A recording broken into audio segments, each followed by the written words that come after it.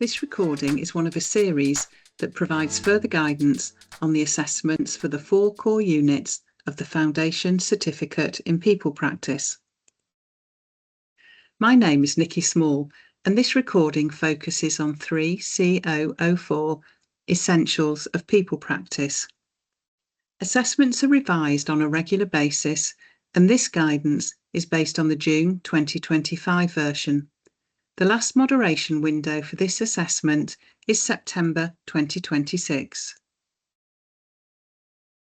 Before we start to look at the assessment in detail, I would like to explain how this unit differs to the other 3 units in the Foundation Certificate.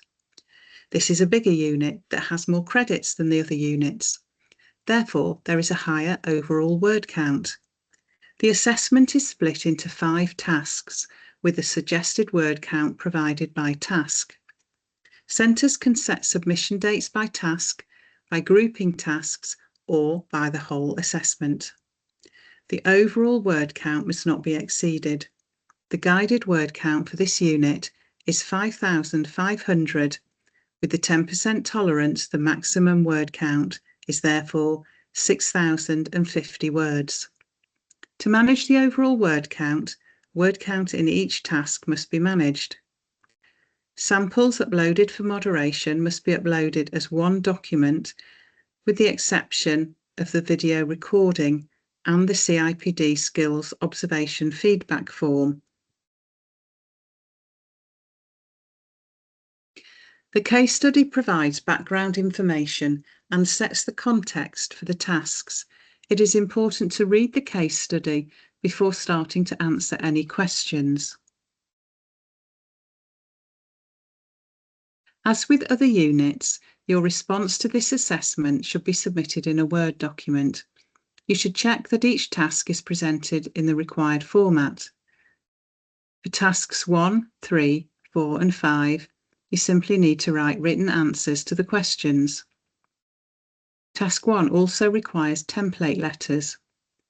You can reproduce the whole question in your answer, and this will not be included in the word count. The start and end of each of your answers will then be clear, as shown on the right-hand side of this slide. Task 1 focuses on recruitment and selection and includes 7 questions. You have 1,500 words available for Task 1. The letters and critique of the letters are excluded from the word count, so this means you have around 250 words available to answer each question in Task 1. We will now move to the questions in the assessment brief. Question 1. Create a diagram that shows stages in the employee life cycle. After reading all the tasks in the assessment brief, annotate each stage to explain how people professionals at Jemijo could contribute to the stages in your diagram. Question 1 asks you to create a diagram that shows stages in the employee life cycle. You can use any format to produce your diagram, but you must decide on the content of the diagram and not use AI to write the annotations or copy and paste another person's written explanation of each stage. The stages in the life cycle can vary depending on whose work you draw on, and your study centre will provide guidance on the stages of the life cycle in their study materials. You should take care to manage the word count when addressing this AC. All the words in this diagram are included in the word count. There are a few format examples that I selected from Microsoft Smart Art on this slide. You can add or reduce the number of text segments and add annotations to the diagram using text boxes as shown in the example on the right of the screen. Don't worry too much about the way your diagram looks. You will be assessed on what you have written.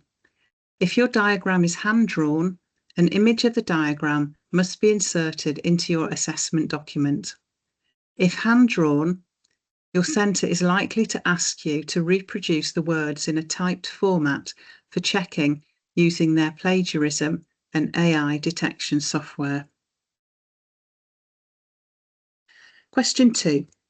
Explain how job analysis can help to create an accurate job description and person specification for the role of a claims handler at Jemmy Joe's call centre.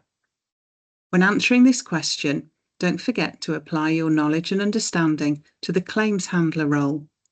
You will be able to show knowledge of 2 key documents used in recruitment and selection, and show knowledge of how jobs can be analysed to decide what the content of the document should be for a given role.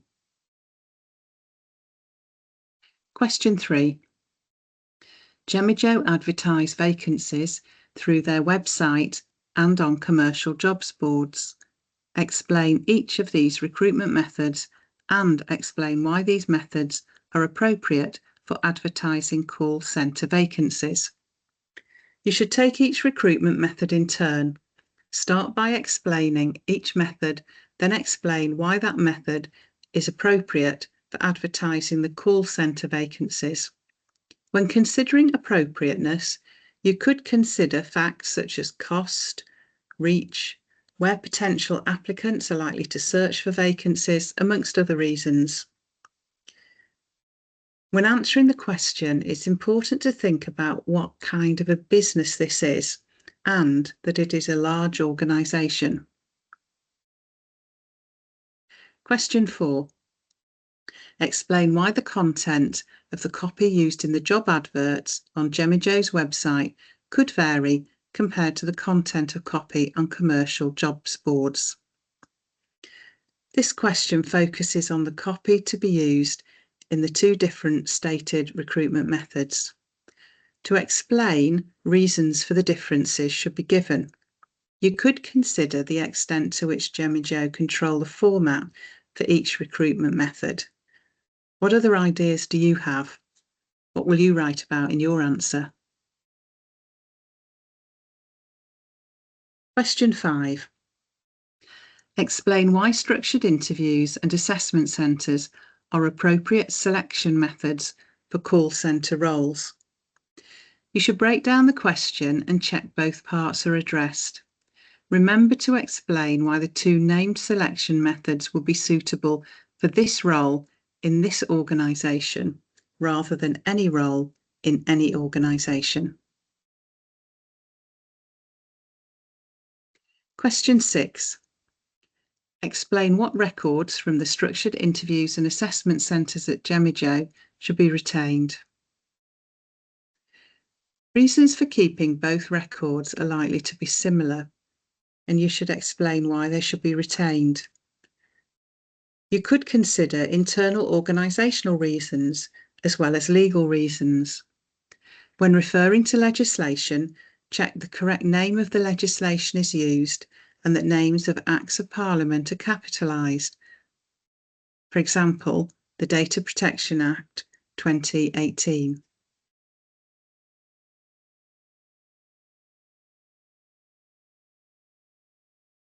The last question in task 1 is a practical task.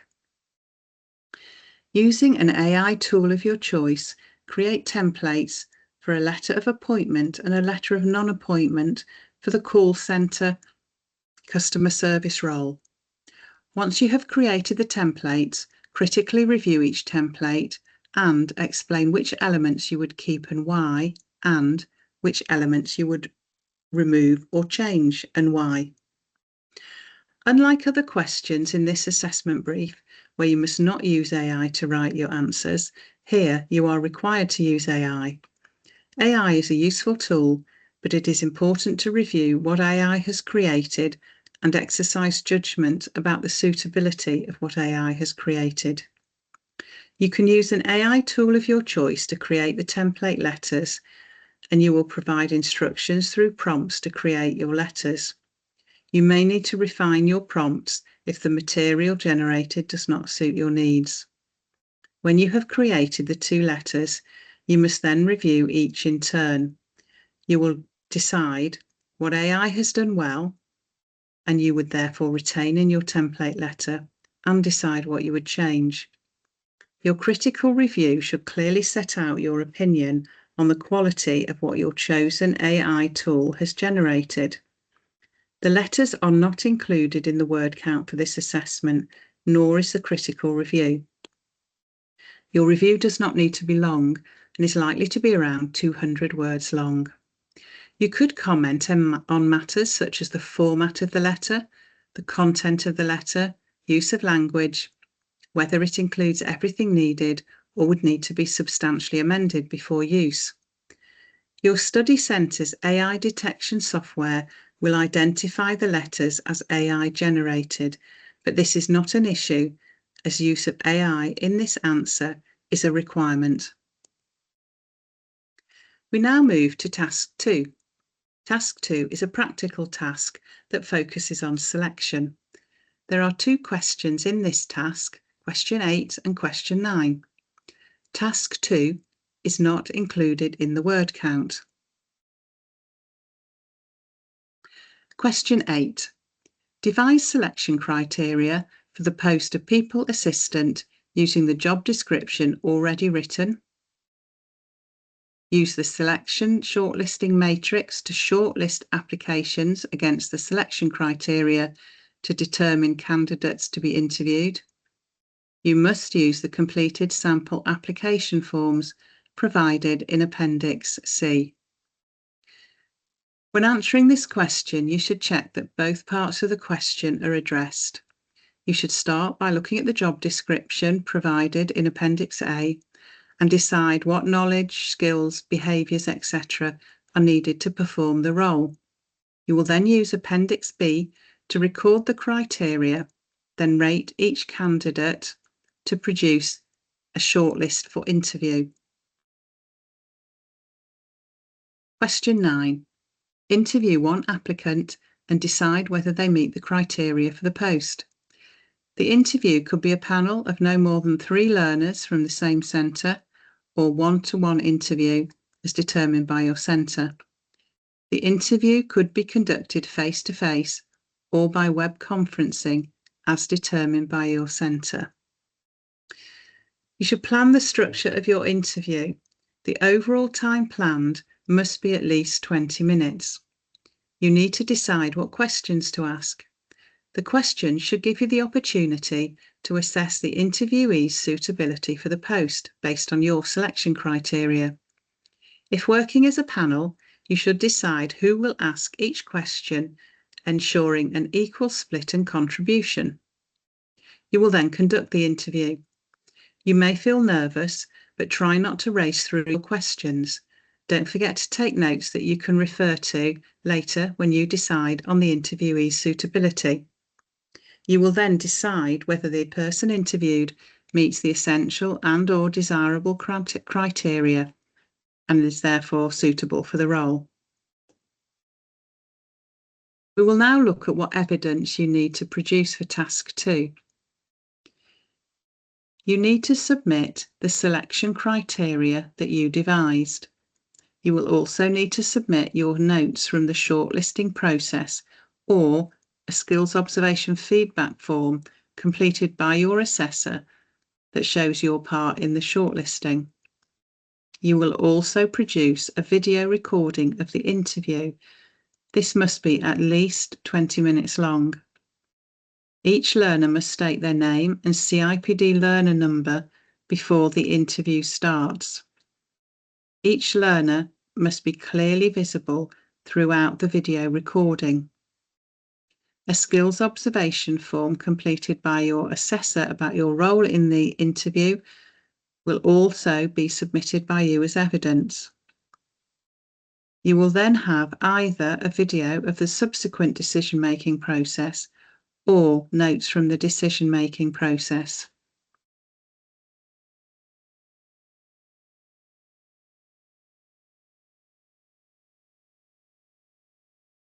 We will now move to Task 3, Legislation and Employment Relations.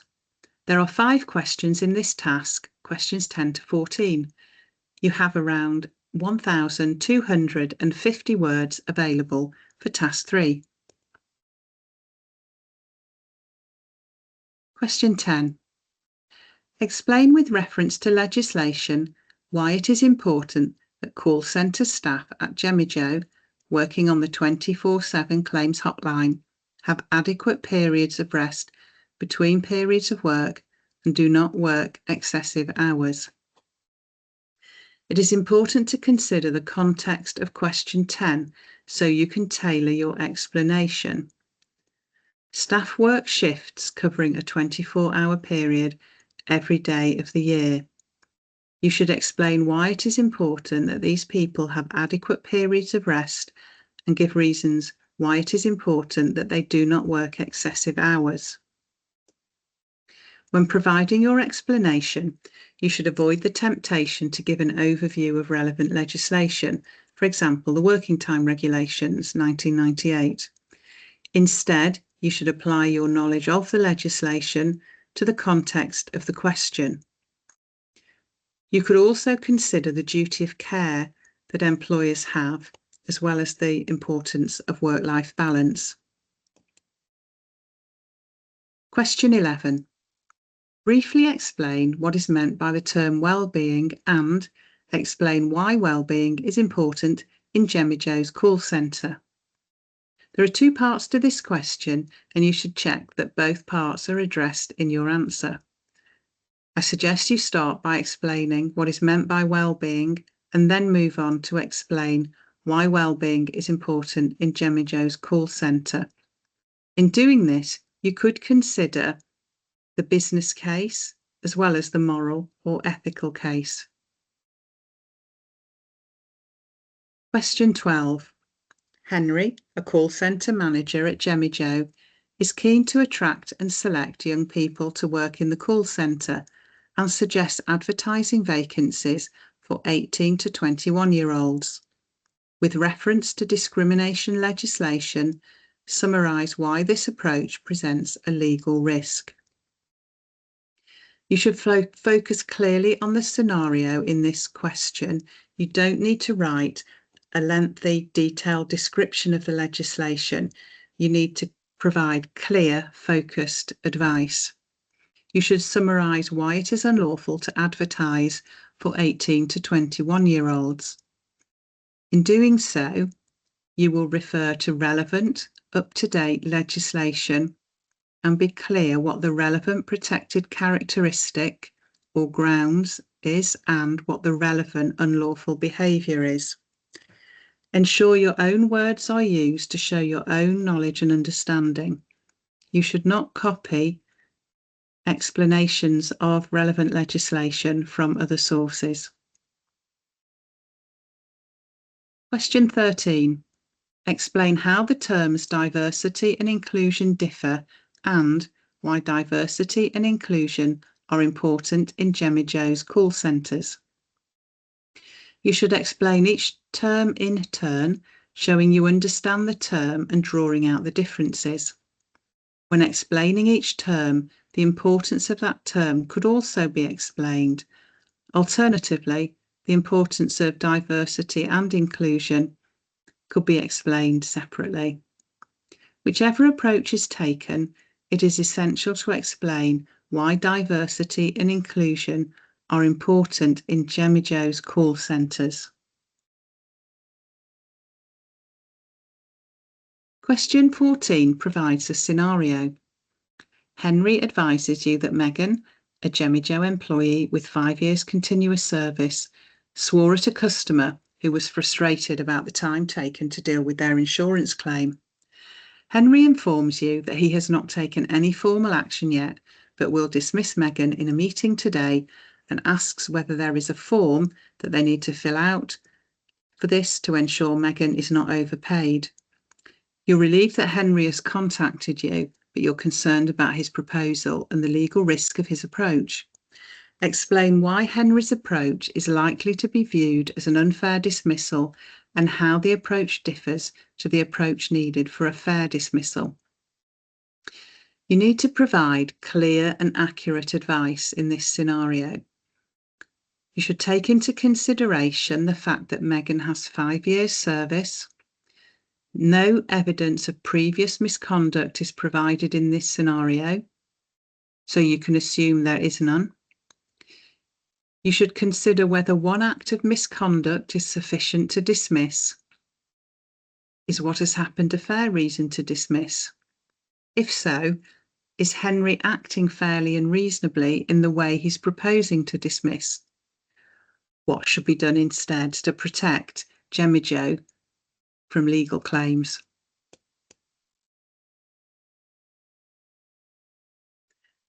We have now moved to task 4 that focuses on performance and reward. There are 6 questions in task 4, questions 15 to 20, that should be answered in around 1,500 words. Question 15. The CIPD fact sheet, Performance Management and Introduction, states that performance management includes the following objectives: establish objectives, improve performance, hold people to account, explain how these activities could assist in the performance management of call centre staff at Gemma Joe. You should start by reading the CIPD fact sheet to check your understanding of the 3 named activities. If needed, reread the case study to ensure you remain familiar with the details provided. In this answer, you should keep a tight focus on the activities in the question: establishing objectives, improving performance, and holding people for account.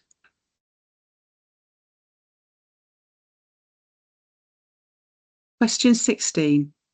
Explain how the level of skill and level of motivation of call centre staff at Gemma Joe could impact their performance. You should explain how higher and lower levels of skill could impact performance. You could develop these points by explaining why levels of skill may vary. You could explain how lower and higher levels of motivation could impact performance. You could develop these points by explaining why levels of motivation may vary. Question 17. At present, call centre staff at Gemma Joe have annual appraisals with their manager. Explain whether continuous reviews could be more beneficial than annual reviews. Before answering this question, you should check your knowledge of differences between annual appraisal and continuous reviews. You could consider the advantages and limitations of each before developing your explanation of which would be more beneficial. You could consider benefits to managers and to employees. You need to consider the context of the call centre environment when answering this question. For example, if writing about annual appraisals, you could consider whether Gemma Joe would want to wait for a year before giving a formal review on somebody's performance.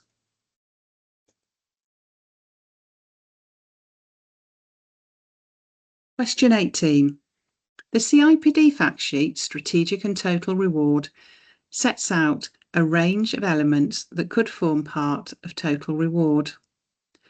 Explain why access to professional and personal development and meaningful work could be valued by call centre customer service advisors at Gemma Joe. You should start by reading the CIPD fact sheet. This question requires you to consider parts of the reward system other than pay. Call centres may not be able to differentiate themselves from competitors based on pay, but can offer other rewards such as development and meaningful work. This question asks you to explain why development and meaningful work could be valued by call centre customer service advisors. This gives you an opportunity to show knowledge of non-financial reward through learning and development and intrinsic reward through meaningful work. Question 19. With reference to at least one motivation theory, explain how non-financial reward could support good performance in the call centre at Gemma Joe.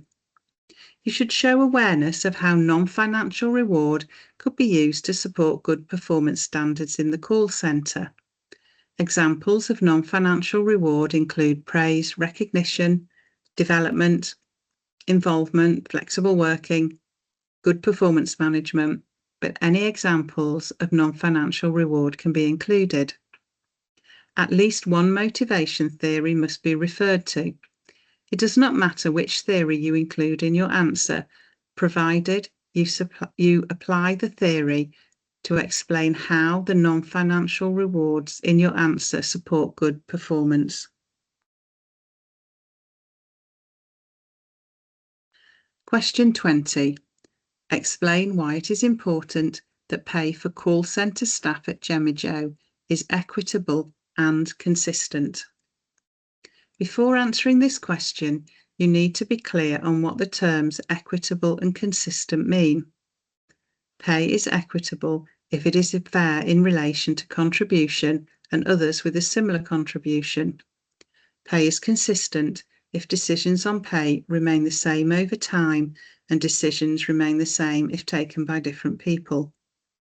The following are all suitable reasons: protection against equal pay claims, compliance with minimum legal standards, an aid to retention, perceived fairness, links to motivation, openness, and inclusivity.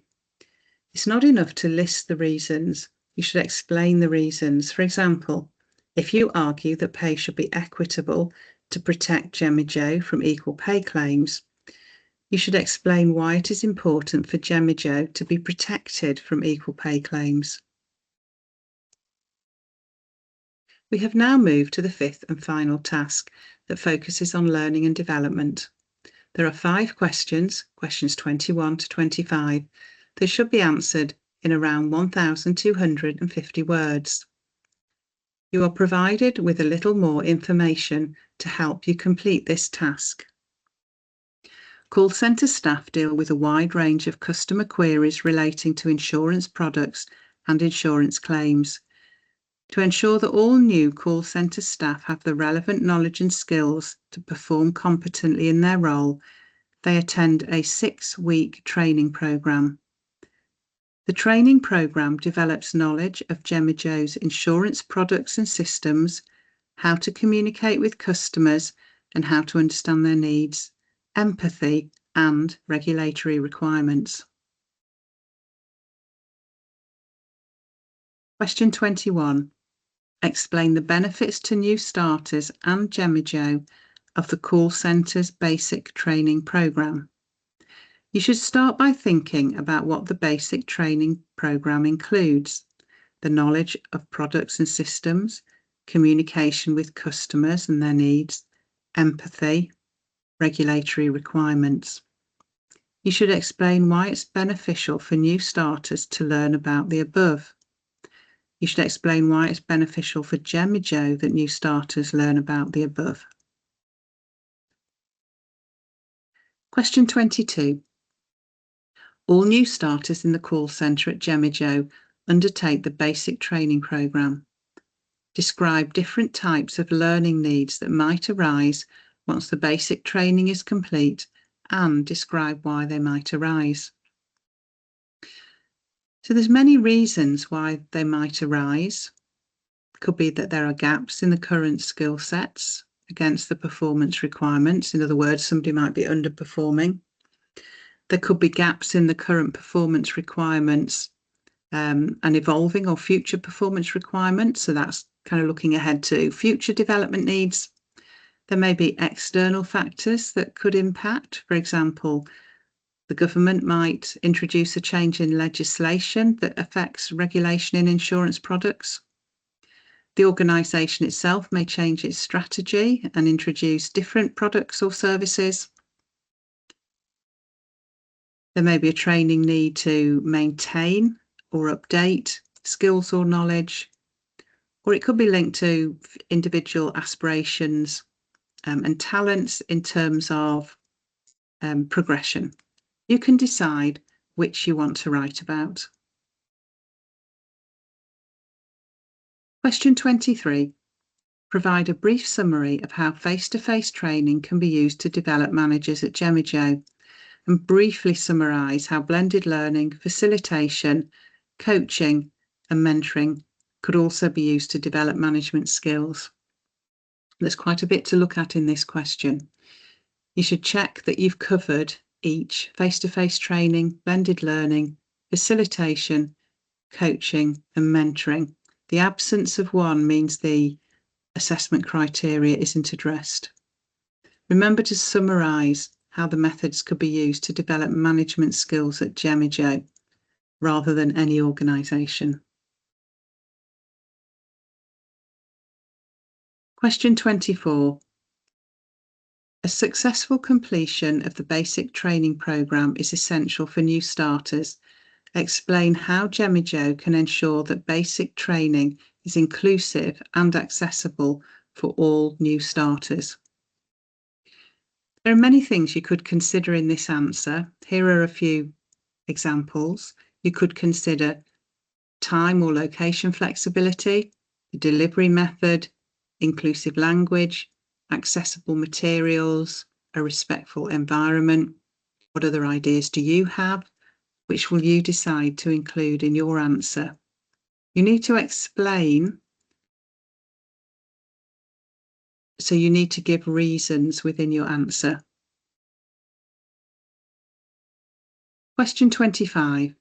Discuss a range of metrics that could be used to evaluate the effectiveness of the basic training for call centre staff at Gemijo. When deciding which metrics to include in your answer, you could get ideas from models of evaluation. You need to include a range of metrics, so don't focus on one. Here are a few examples: return on investment, time to competence, learner satisfaction. But what others can you think of? Which will you include in your answer? The CIPD's Learning Evaluation Impact and Transfer fact sheet is useful reading and will help to develop your knowledge of evaluation of learning. Whichever metrics you decide to focus on, you should discuss reasons for and against their use in this context. We have now covered each question, and I have some final tips. It is harder to manage the word count in this large unit compared to other units, so I suggest you carefully manage and monitor the word count by task. If submitting in stages, check you complete an authenticity statement for each submission. Present each task in the required format, for example, written answers. Don't forget to access the appendices for task 2. And reread the case study from time to time. We have now reached the end of the webinar. Thank you for listening. Webinars are also available for the other units of the Foundation Certificate in People Practice.